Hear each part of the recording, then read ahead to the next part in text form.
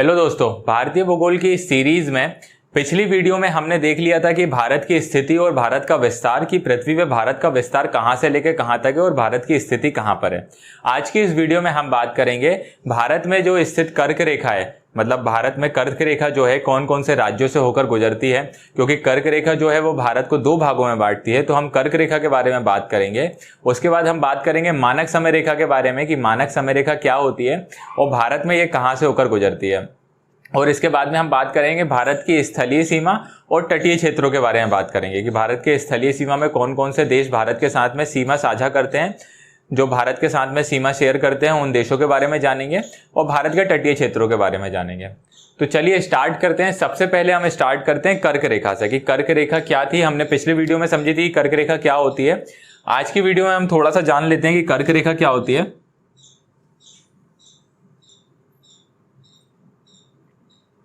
ये हमारा ग्लोब है और हमें पता है कि ये जो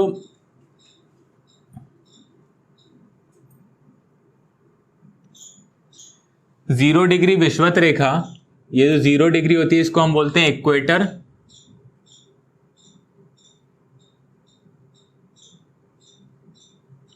ये 0 डिग्री होती है, ये हमारे भारत को दो भागों में बांटती है। भारत को नहीं, सॉरी, पृथ्वी को दो भागों में बांटती है। तो इक्वेटर दो भागों में, ये उत्तरी गोलार्ध में और दक्षिणी गोलार्ध में, दो गोलार्ध में बांट देती है हमारी इक्वेटर। यहाँ पे क्या है, यहाँ पे नॉर्थ पोल है, यहाँ पे साउथ पोल है, मतलब उत्तरी ध्रुव और दक्षिणी ध्रुव। तो यहाँ पे जो इक्वेटर के, जो इसको क्या बोलते हैं हम, जो इक्वेटर है, जो विषुवत रेखा है, इसको हम क्या बोलते हैं, अक्षांश रेखा। अब इसी अक्षांश रेखा में हमें पता है कि यहाँ पे ऊपर कितनी अक्षांश रेखा है, एक ही इक्वेटर हो गई। अब इसके ऊपर कितनी है, 90 अक्षांश रेखा है और नीचे भी 90 अक्षांश रेखा है। तो ऊपर में अगर 23.5 डिग्री पे जाएं हम, 23.5 डिग्री उत्तर में, 23.5 डिग्री उत्तर में जो अक्षांश रेखा है, 23.5 डिग्री अक्षांश रेखा उत्तर में, उत्तरी अक्षांश रेखा,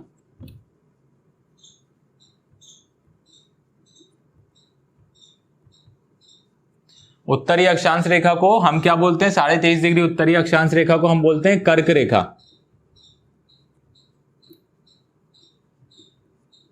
कर्क रेखा क्या बोलते हैं, ट्रॉपिक ऑफ कैंसर। कर्क रेखा हम किसको बोलते हैं, 23.5 डिग्री उत्तरी अक्षांश वाले को। और इसी के जैसे ही 23.5 डिग्री दक्षिणी अक्षांश को, ये जो 23.5 डिग्री दक्षिणी अक्षांश है, 23.5 डिग्री दक्षिणी अक्षांश,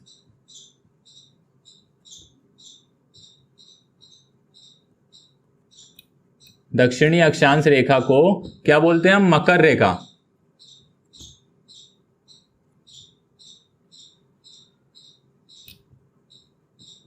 मकर रेखा, ट्रॉपिक ऑफ कैप्रिकॉर्न। 23.5 डिग्री दक्षिणी अक्षांश को हम मकर रेखा बोलते हैं, 23.5 डिग्री उत्तरी अक्षांश को हम क्या बोलते हैं, कर्क रेखा बोलते हैं। अब हमारा जो भारत है, हमने पिछली वीडियो में देखा कि भारत का विस्तार कहां पर है, यहाँ पे ये जो कर्क रेखा है, कर्क रेखा हमारे भारत को दो भागों में बांटती है। मतलब कर्क रेखा भारत के बिल्कुल बीच में से जाती है, मतलब भारत क्या है, यहां पे पड़ता है।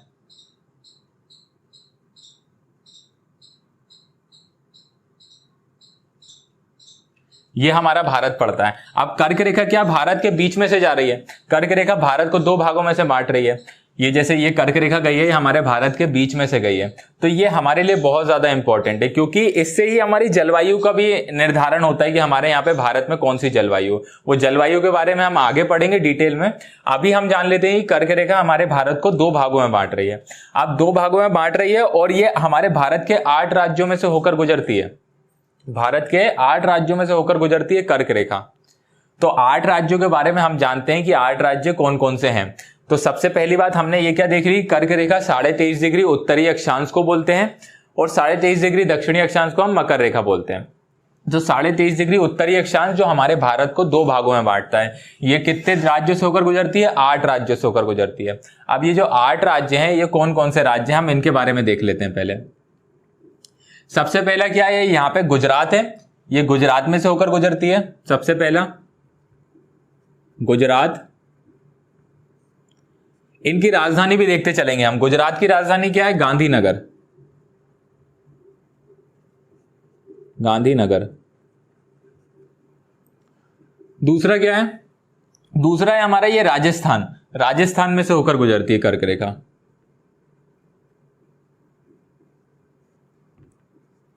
राजस्थान में से। अब राजस्थान की राजधानी क्या है? जयपुर। इसके बाद में तीसरा क्या है? तीसरा है ये मध्य प्रदेश। तीसरा आता है ये वाला हिस्सा जो है ये मध्य प्रदेश का है। तो तीसरा राज्य कौन सा हो गया? मध्य प्रदेश। मध्य प्रदेश की राजधानी है भोपाल। मध्य प्रदेश की राजधानी भोपाल है। चौथा क्या है? चौथा यही मध्य प्रदेश से अलग हुआ एक राज्य है यहां पे जिसको हम बोलते हैं छत्तीसगढ़। तो चौथा क्या है? छत्तीसगढ़।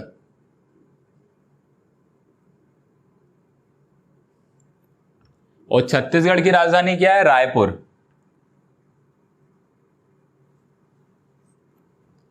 पांचवा क्या है? पांचवा है झारखंड। यहां पे झारखंड जो बिहार से अलग हुआ है। पांचवा क्या है? झारखंड।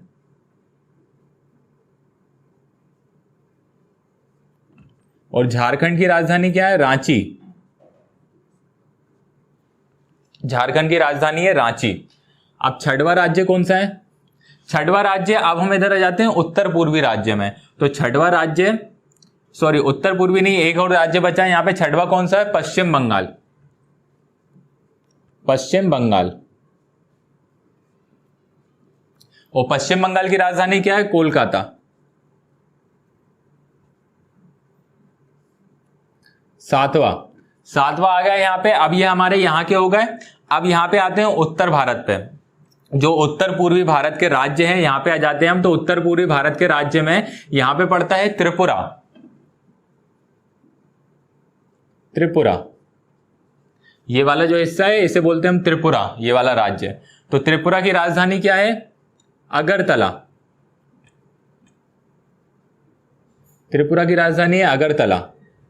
आठवां क्या है? यहीं पे त्रिपुरा के बाजू में ही है, क्या है? मिजोरम। मिजोरम। और मिजोरम की राजधानी क्या है? आइजोल। ये हमने देख लिए कितने राज्य हो गए? 8 राज्य हो गए जिनसे कर्क रेखा होकर गुजरती है। उनकी राजधानी भी हमने देख ली। तो 8 राज्य कौन कौन से हैं? गुजरात, राजस्थान, ये राजस्थान के छोटे से हिस्से में से होकर गुजरती है राजस्थान। उसके बाद ये मध्य प्रदेश का बड़ा हिस्सा। उसके बाद में यहां पे पड़ता है छत्तीसगढ़, ये वाले एरिया में छत्तीसगढ़ पड़ता है। यहां पे पड़ता है झारखंड, ये पश्चिम बंगाल। और पश्चिम बंगाल के बाद उत्तर पूर्व में आते हैं हम तो त्रिपुरा और मिजोरम। तो ये 8 राज्यों में से होकर कौन सी गुजरती है? कर्क रेखा गुजरती है। 23.5 डिग्री अक्षांशीय रेखा। ये कहां से गुजरती है? हमारे भारत को 2 भागों में बांटती है और भारत के 8 राज्यों में से होकर गुजरती है। अब क्वेश्चन कैसे बनते हैं कि कभी कभी ये चीज पूछ लेता है कि कौन से राज्य की राजधानी, भारत के कौन से राज्य की राजधानी कर्क रेखा पर अवस्थित है, ये क्वेश्चन पूछ लेता है। तो कौन से राज्य की राजधानी कर्क रेखा पर अवस्थित है? झारखंड की राजधानी। झारखंड की राजधानी रांची। ये जो झारखंड की राजधानी रांची है ये कर्क रेखा पर अवस्थित है। और कभी कभी ऐसा ही पूछ लेता है कि रांची का ऑप्शन ही हटा देगा क्वेश्चन में से और पूछ लेगा कि कौन सी राज्य की राजधानी कर्क रेखा के पास में अवस्थित है। तो उसमें अगर ऐसी चीज आ जाती है तो यहां पे गुजरात की जो राजधानी है गांधीनगर, गुजरात की राजधानी गांधीनगर, ये कर्क रेखा के बहुत पास में अवस्थित है। और इसी के साथ में जो मध्य प्रदेश की राजधानी है भोपाल, ये भी बहुत पास में है।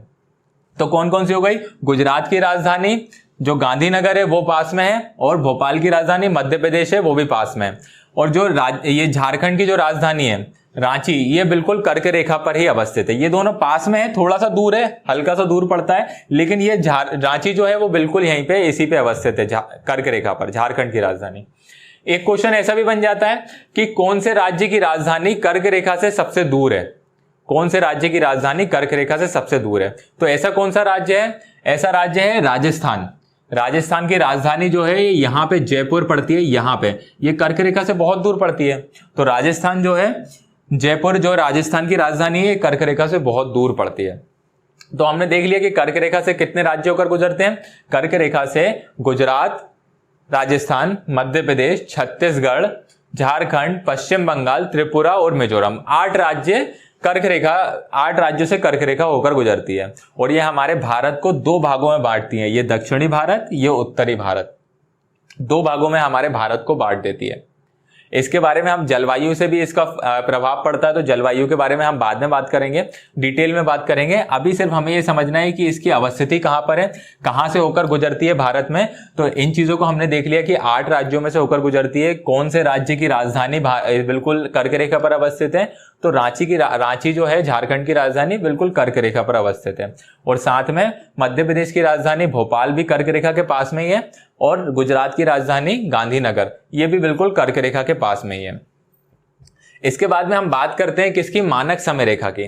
कर्क रेखा के बारे में ये हो गई डिटेल, इसके बारे में हम बात करते हैं इसके बाद में मानक समय रेखा की, कि मानक समय रेखा क्या होती है। मानक समय रेखा क्या होती है कि किसी देश का समय निर्धारण करती है मानक समय रेखा। अब आपको पता है कि हमारी जो पृथ्वी है अपने अक्ष पे ऐसे गोल घूम रही है, अपने अक्ष पे पश्चिम से पूरब की दिशा में ऐसे गोल घूम रही है हमारी पृथ्वी। तो जब पश्चिम से पूरब की दिशा में घूम रही है तो ऐसे जो देशांतरीय रेखाएं बनी हुई हैं, मैं बना के बता देता हूं।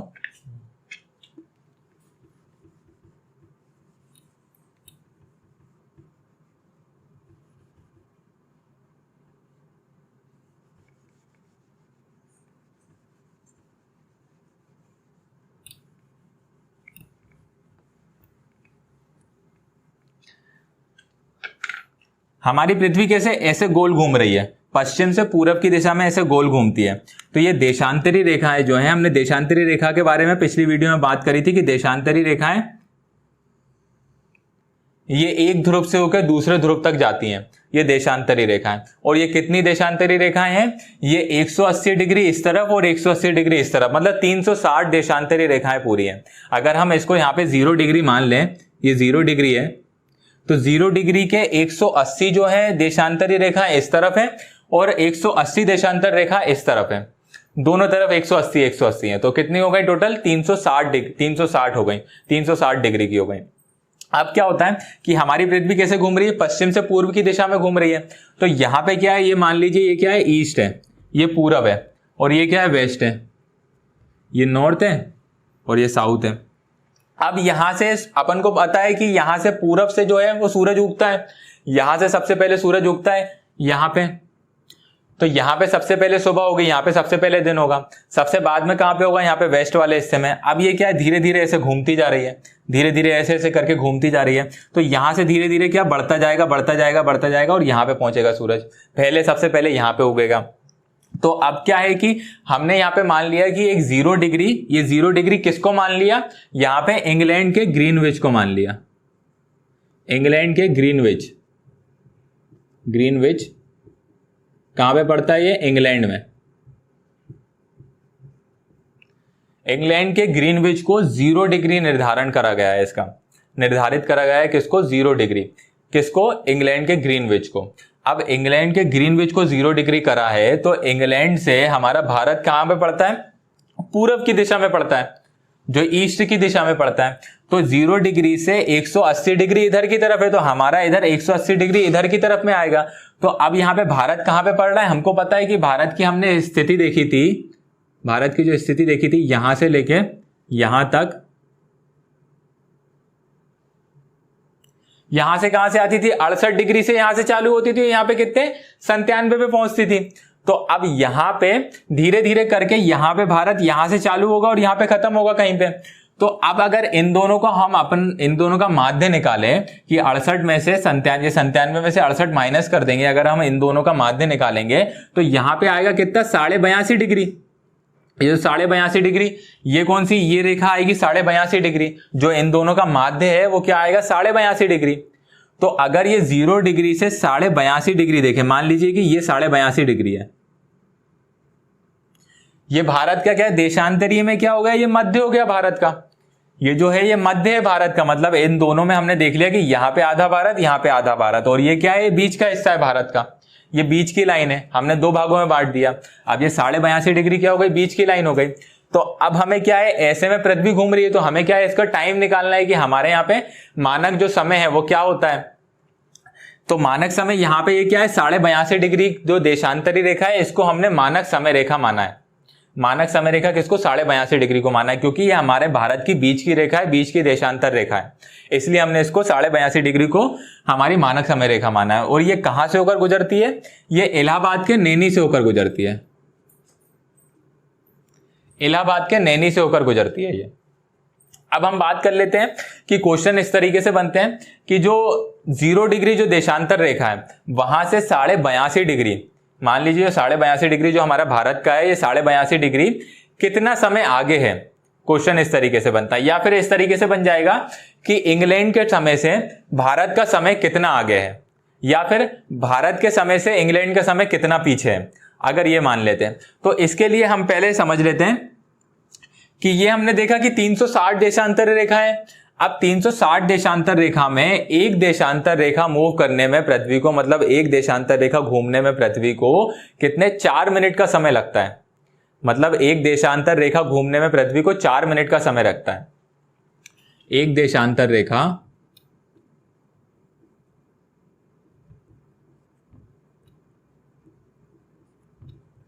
घूमने में पृथ्वी को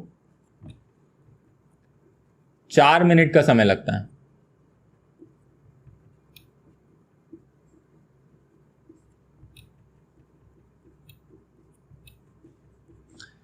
एक देशांतर रेखा घूमने में पृथ्वी को 4 मिनट का समय लगता है। तो हम यहां पे क्या अपना टाइम निकाल लेंगे, 0 डिग्री से अगर हम 82.5 डिग्री तक का टाइम निकालें तो 82.5 का हम इंटू कर देंगे कितने, 4 मिनट से, तो कितना आएगा यह जाएगा 82.5 का हम 4 से इंटू करेंगे तो यह जाएगा 330 मिनट।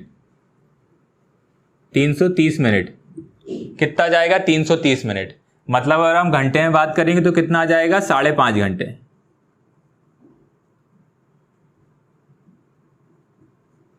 5.5 घंटे, मतलब इंग्लैंड के समय से भारत का समय 5.5 घंटे आगे है।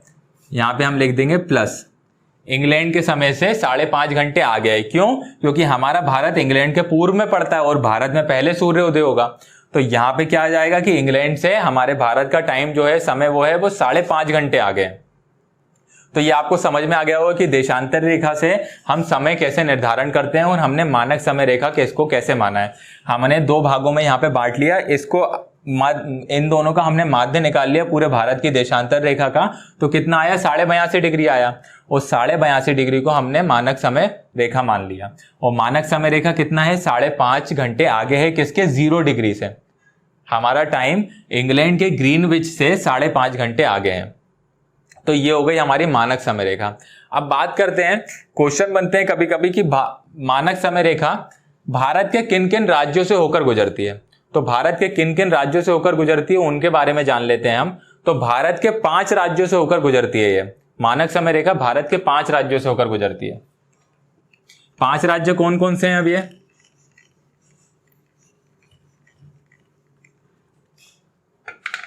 ये 5 राज्य हैं।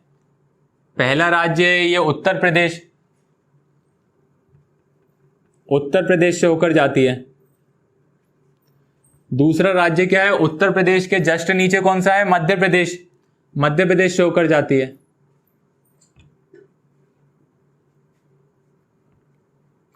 तीसरा कौन सा है, मध्य प्रदेश के जस्ट नीचे है, जो मध्य प्रदेश से ही अलग हुआ है, इसको बोलते हैं हम छत्तीसगढ़। इसका नाम है छत्तीसगढ़, छत्तीसगढ़ से जाती है। तीसरा छत्तीसगढ़। चौथा कौन सा है, यहां पे पड़ता है उड़ीसा, उड़ीसा। और 5वां कौन सा है, उड़ीसा के जस्ट नीचे पड़ता है आंध्र प्रदेश।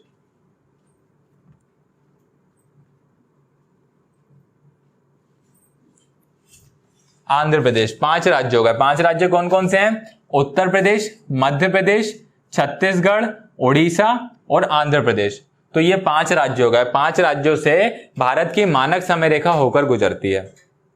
कौन कौन से राज्य हो गए, 5 राज्य हो गए, उत्तर प्रदेश, मध्य प्रदेश, छत्तीसगढ़, उड़ीसा और आंध्र प्रदेश। ये 5 राज्य हो गए। 5 राज्यों से भारत की मानक समय रेखा होकर गुजरती है।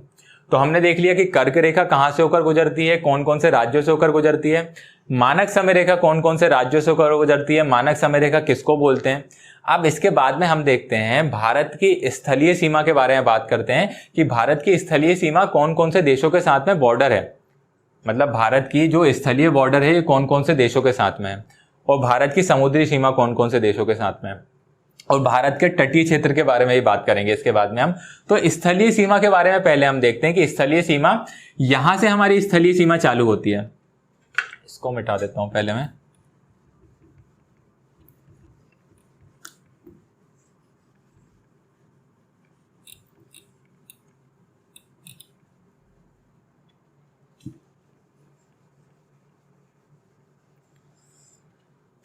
स्थलीय सीमा की बात करें तो यहां से गुजरात से ये चालू होती है स्थलीय सीमा, और यहां से गुजरात से होके यहां से जाते हुए ये हमारी यहां पे बांग्लादेश तक यहां तक जाती है स्थलीय सीमा।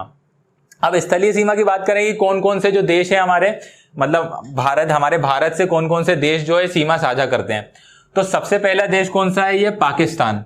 इधर से अगर हम बात करें तो सबसे पहला देश कौन सा पड़ता है, पाकिस्तान। ये पाकिस्तान सीमा साझा करता है।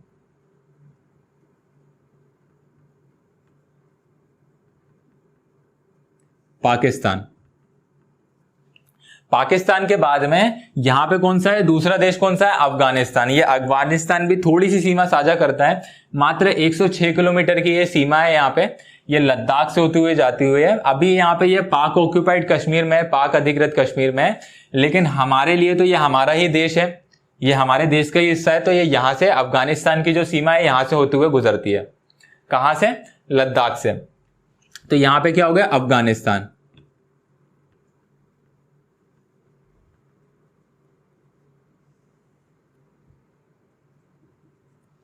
अफगानिस्तान हो गया।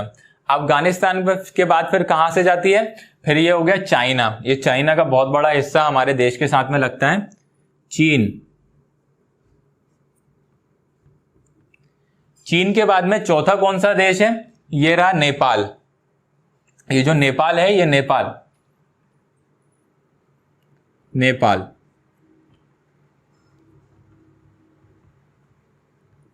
4 देश हो गए। पांचवा कौन सा है, भूटान।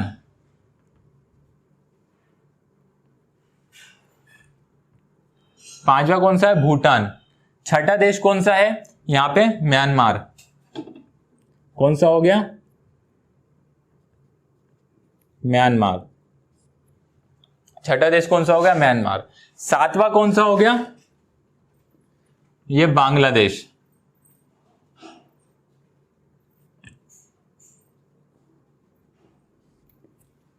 कितने हो गए, स्थलीय सीमा हमारे भारत से कितने देश साझा करते हैं, 7 देश हमारे भारत से स्थलीय सीमा साझा करते हैं। कौन कौन से हैं, पाकिस्तान, अफगानिस्तान, चीन, नेपाल, भूटान, म्यांमार और बांग्लादेश। तो ये 7 देश हो गए। अब बात करते हैं इन 7 देश में से, क्वेश्चन आता है कभी कभी कि कौन से 7 देश में से कौन से जो देश है, कौन सा देश है वो सबसे ज्यादा बाउंड्री है, जिसके साथ में सबसे ज्यादा स्थलीय सीमा है। तो सबसे ज्यादा जो स्थलीय सीमा है वो किसके साथ में, बांग्लादेश के साथ में। कितनी है ये, 4096 किलोमीटर की। 4096 किलोमीटर की सीमा साझा करता है, किसके साथ में, बांग्लादेश के साथ में। इसके बाद में कहां पे आता है, चीन। चीन की सीमा है करीब 3488 किलोमीटर की। 3488 किलोमीटर की सीमा चीन के साथ में है हमारी। इसके बाद में आता है पाकिस्तान। पाकिस्तान की है 3323 किलोमीटर, 3323 किलोमीटर पाकिस्तान के साथ में। अब इसके बाद में नेपाल के साथ में पड़ती है, नेपाल के साथ में पड़ती है 1751 किलोमीटर की। 1751 किलोमीटर की किसके साथ में, नेपाल के साथ में साझा करता है। इसके बाद में म्यांमार के साथ में साझा करता है 1693 किलोमीटर की। 1693 किलोमीटर की। इसके बाद में किसके, भूटान के साथ में साझा करता है। भूटान के साथ में कितने किलोमीटर की करता है, 699 किलोमीटर की। 699 किलोमीटर की। इसके बाद में सबसे छोटी जो बाउंड्री है वो किसके साथ में, 106 किलोमीटर की है, अफगानिस्तान के साथ में। हमने देख लिया सबसे बड़ी बाउंड्री किसके साथ में, बांग्लादेश के साथ में। उसके बाद में किसके साथ में आती है, चीन के पास में। चीन के बाद पाकिस्तान, पाकिस्तान के बाद नेपाल, नेपाल के बाद म्यांमार, म्यांमार के बाद भूटान और फिर अफगानिस्तान।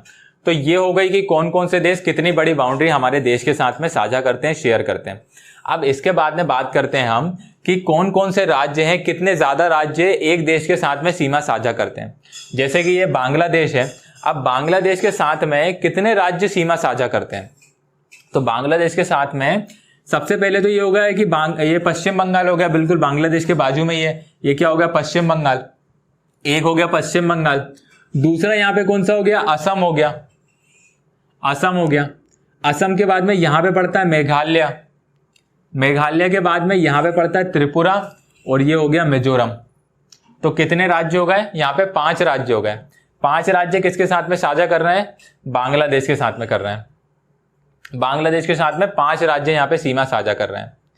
अब बात करते हैं हम चीन के साथ में। चीन के साथ में कितने कर रहे हैं, यहाँ पे एक अरुणाचल प्रदेश हो गया, अरुणाचल प्रदेश के बाद में यहाँ पे हो गया सिक्किम, सिक्किम के बाद में यहाँ पे क्या हो गया, उत्तराखंड, उत्तराखंड के बाद में यहाँ पे क्या हो गया, हिमाचल प्रदेश, हिमाचल प्रदेश के बाद में यहाँ पे क्या हो गया, लद्दाख। तो ये राज्य किसके साथ में, चीन के साथ में सीमा साझा कर रहे हैं। अब इसके बाद में हम बात करते हैं किसकी, पाकिस्तान के बारे में, कि पाकिस्तान के साथ में कितने राज्य सीमा साझा करते हैं। तो सबसे पहला क्या हो गया, यहां से गुजरात, गुजरात के बाद में राजस्थान हो गया, राजस्थान के बाद में ये हिस्सा पड़ता है पंजाब का, ये पंजाब हो गया। अब यहाँ पे आ जाती है यूनियन टेरिटरी, जो जम्मू कश्मीर और लद्दाख जो है ये यूनियन टेरिटरी बन गई है, हमारी केंद्र शासित प्रदेश बन गए हैं। तो ये हो गए पहले तो 3 राज्य हो गए हमारे, गुजरात, राजस्थान और पंजाब। इसके बाद में जाता है जम्मू कश्मीर और जम्मू कश्मीर के बाद में लद्दाख। ये अभी जो ये वाला हिस्सा है ये पाक अधिकृत कश्मीर है, ये पाक अधिकृत कश्मीर कहलाता है। लेकिन यहाँ पे ये हमारा जो ये बाउंड्री जाती है यहाँ पे लद्दाख से, तो यहाँ पे क्या हो गया, जम्मू कश्मीर हो गया और लद्दाख भी हो गया। तो ये राज्य होगा यहाँ पे पाकिस्तान के साथ में सीमा साझा कर रहे हैं। अब बात आती है, कभी कभी क्वेश्चन आता है कि ऐसा कौन सा राज्य है जो 3 देशों के साथ में सीमा साझा करता है। तो ऐसा कौन सा राज्य है, सबसे पहला तो हो गया ये सिक्किम ही हो गया, किसके साथ में कर रहा है, नेपाल के साथ में, भूटान के साथ में और चाइना के साथ में, चीन के साथ में। इसके बाद में कौन सा हो गया, ये पश्चिम बंगाल हो गया, पश्चिम बंगाल किसके साथ में कर रहा है, बांग्लादेश के साथ में, नेपाल के साथ में कर रहा है यहाँ पे और भूटान के साथ में कर रहा है। सिक्किम हो गया और पश्चिम बंगाल हो गया। इसके बाद में अगर हम देखें तो कौन सा और हो रहा है, लद्दाख हमारा हो सकता है, लद्दाख है हमारा, यहां पे अफगानिस्तान के साथ में भी कर रहा है, पाकिस्तान के साथ में भी कर रहा है और चीन के साथ में भी कर रहा है। तो ये राज्य होगा, ये 3 देशों मतलब ये राज्य जो हो गए ये 3 देशों के साथ में सीमा साझा करते हैं। तो ये हमने स्थलीय सीमा देख ली। अब बात करें कि टोटल जो स्थलीय सीमा है, हमने पहले तो देख ली कि ये कितनी है, इतनी इतनी ये आ गई। अब अगर हम इनको जोड़ दें तो कितना आएगा ये, कि टोटल यहां से लेकर यहां तक की स्थलीय सीमा कितनी आ जाती है, 15,200 किलोमीटर। 15,200 किलोमीटर की ये स्थलीय सीमा हमारी टोटल भारत की है।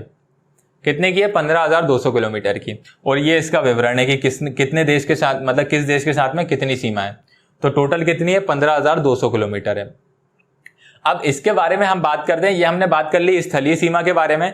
अब हम बात करते हैं कि तटीय क्षेत्र के बारे में, कि कहाँ कौन कौन से राज्य हमारे तटीय क्षेत्र पे, कौन कौन से तटीय सीमा है हमारी। तो यहां पे हम बात करते हैं। तो तटीय सीमा के बारे में अगर हम बात करें,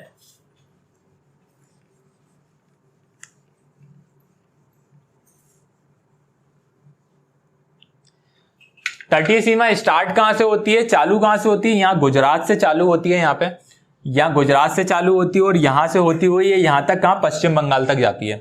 ये पश्चिम बंगाल यहाँ पे आखिरी हिस्सा है, पश्चिम बंगाल तक जाती है। पूरब में पश्चिम बंगाल से यहाँ से चालू होती है और यहाँ पश्चिम में गुजरात तक जाती है। तो हम पहले बात कर लेते हैं कि कौन कौन से जो राज्य हमारे ये तटीय क्षेत्र पर हैं, मतलब कौन कौन से राज्यों के पास में तटीय क्षेत्र है। तो सबसे पहले हम यहां से बात करें, अगर पश्चिम से बात करें तो यहां पे पड़ता है सबसे पहले गुजरात। गुजरात के अगर हम दक्षिण में जाएं तो यहां पे पड़ता है महाराष्ट्र। अब महाराष्ट्र के नीचे आ जाते हैं तो यहां पे पड़ता है गोवा। गोवा के नीचे आ जाते हैं तो हम यहां पे पड़ता है कर्नाटका, और कर्नाटक के नीचे आ जाते हैं तो यहां पे पड़ता है केरला। तो ये हो गए पश्चिम में राज्य। अब बात करते हैं पूरब में, तो यहां पे क्या पड़ता है, तमिलनाडु। तमिलनाडु के ऊपर आते तो यहां पे पड़ता है आंध्र प्रदेश, आंध्र प्रदेश के जरा सा ऊपर आते तो यहां पे पड़ता है उड़ीसा, और उड़ीसा के बाद में पड़ता है पश्चिम बंगाल। तो कितने राज्य हो गए? 4 राज्य यहां पे हो गए, 5 राज्य यहां पे हो गए, 9 राज्य हो गए। कौन कौन से 9 राज्य हो गए? पश्चिम बंगाल, उड़ीसा, आंध्र प्रदेश, तमिलनाडु, केरला, कर्नाटक, गोवा, महाराष्ट्र और गुजरात। ये कितने हो गए? 9 राज्य हो गए। अब इसके साथ में यहाँ पे हम केंद्र शासित प्रदेश भी हैं। 2 केंद्र शासित प्रदेश है जिनके पास में तटीय क्षेत्र है। 2 केंद्र शासित प्रदेश कौन से हैं? Dadra and Nagar Haveli and Daman and Diu. ये पहले 2 अलग अलग केंद्र शासित प्रदेश थे, लेकिन अब इनको एक बना दिया गया है। किसको? Dadra and Nagar Haveli, Daman and Diu. ये जो 2 केंद्र शासित प्रदेश है इनको एक बना दिया गया है। तो ये यहाँ पे पड़ते हैं, तो यहाँ पे ये भी तटीय क्षेत्र बनाते हैं। और यहाँ पे है पौंडीचेरी, तो पुडुचेरी के पास में भी तटीय क्षेत्र है। तो कितने होगा? 9 राज्य होगा और 2 केंद्र शासित प्रदेश होगा जिनके पास में तटीय क्षेत्र है। तो 9 राज्य कौन कौन से हैं पहले हम देख लेते हैं, एक बार लिख लेते हैं यहाँ पे। पहला कौन सा है हमारा? गुजरात। दूसरा कौन सा है? महाराष्ट्र। तीसरा कौन सा है? गोवा। चौथा कौन सा है? कर्नाटक।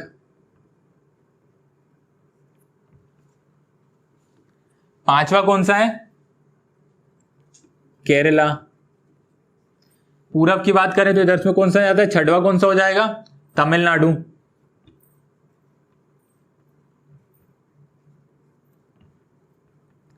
सातवां कौन सा हो जाएगा? आंध्र प्रदेश।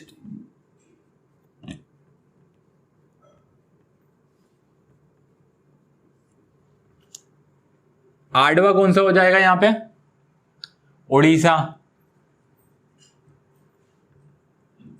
और उड़ीसा के बाद में 9वां कौन सा हो जाएगा? पश्चिम बंगाल।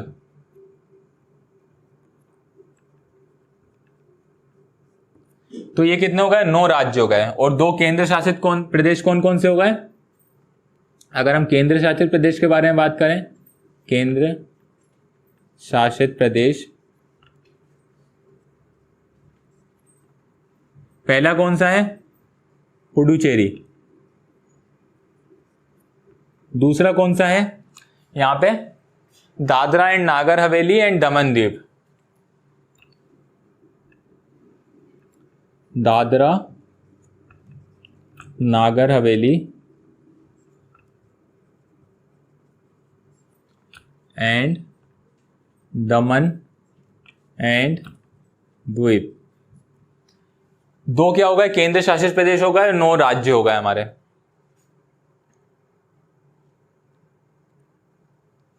तो ये बात हो गई, 9 राज्य हैं हमारे पास में। तो 9 राज्य जो हमारे तटीय क्षेत्र के साथ में सीमा साझा करते हैं। अब बात करते हैं हम